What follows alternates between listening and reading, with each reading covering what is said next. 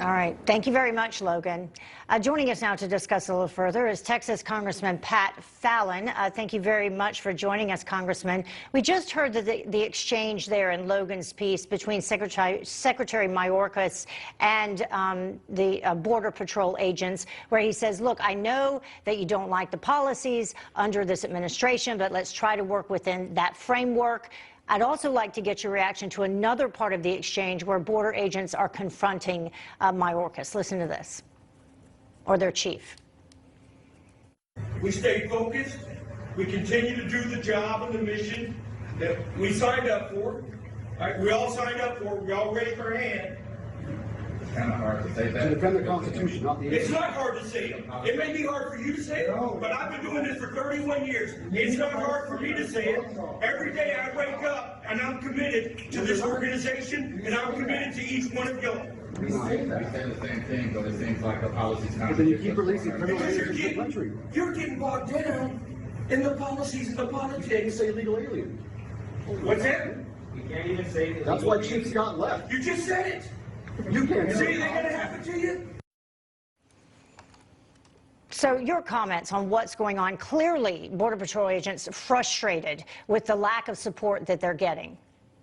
Well, you know what, Heather? I thought laws weren't suggestions. They're absolute. And this administration is just simply ignoring the laws on the books. And those agents are frustrated. I've been to the border several times, and you see that. And just you can see so much in the tone of the chief of Border Patrol. I mean, Mayorkas himself said in a hearing under oath that the border was secure last spring.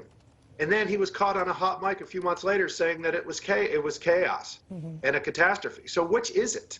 We know what it is because of Joe Biden's wokeness and weakness. We had build the wall, and that became open the gate. We had deport criminals, that became cartels run amok. And we had wait in Mexico, and that's become catch and release. These policies have caused, this is a manufactured crisis by this administration. And then let's talk about whether you think the administration is listening. I mean, when you have agents along the border, I have two thoughts when I see that kind of video. On the one hand, I feel like there's a hierarchy, right? And you have to be careful how you speak to a superior. But these are political decisions being made in Washington, and these people that are enforcing the laws and carrying out the guidance, they're giving feedback on this. Do you think the administration is responding appropriately? Well, clearly no. I mean, Bob, I was down there months ago. The first time I went down in 2021, we had like a KGB handler with us that was part of the administration that was listening in on everything the Border Patrol agents told 10 members of Congress. Why was she there? Why did she need to listen to everything?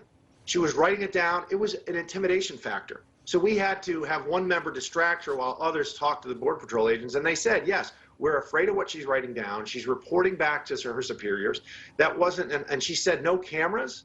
We took our cameras in anyway because we're members of Congress and don't work for the administration. We work for the people of our districts. But yeah, it was awful. It's atrocious. And you know what? Our greatest task, whether you're on a school board or all the way to the presidency, is to keep our constituents and our citizens safe. Because if you're not safe, then you're not free. Yeah. Former President Trump had some words for President Biden regarding the border. Listen to this. Normally, a nation has to lose a war to a foreign power in order to lose its border, and yet our border has been surrendered. And look, we have surrendered our border. He also said that if he runs and wins in 2024, that he'll come in, immediately begin construction on the wall again, and he said he could complete it in 3 weeks. Well, yeah, and if you just look at the numbers, President Trump clearly took what was a flood and reduced it to a trickle, and then Joe Biden turned the tap back on, and now it's a flood. Heather, we've never seen anything like this. 10 months in a row of over 160,000, at least 160,000 illegal border crossings. For the first time in our history, 2 million illegal border crossings in this year alone. Fentanyl seizures, and this is unbelievable that he would brag, this head of Border Patrol would brag about the fentanyl seizures. When you're seizing more fentanyl, that means more of it's coming across the border, and more of it has gone under the carpet, if you will, and escaped your grasp. We had almost 11,000 pounds of fentanyl being seized just last year, which is enough to kill every American 7 times over. Nearly 200,000 pounds of methamphetamine seized this year. and cocaine is up as well. Those seizures are up because more of it is coming across the border illegally being smuggled. And when half of your Border Patrol agents are babysitting, changing diapers, and administering COVID tests, of course it's going to be easier for the cartels to make wild profits.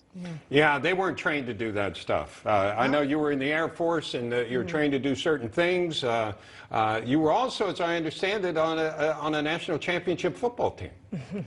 Yeah, yes, sir. Coach Lou Holtz would be very proud of you, Bob, for bringing that up. Yes. Well, you know, I try to research a little bit to find. Not everybody can say that, Congressman. So you should be very proud. 1988 for Notre Dame. So congratulations on that, and we appreciate your insight, especially with your service background. Thank you for your service as well. No, thanks, Bob. You know, my wife says when people ask me what position I played at Notre Dame, she says left out. Left out. Well, something went right. So Yeah. thank you very much, Congressman Pat Fallon.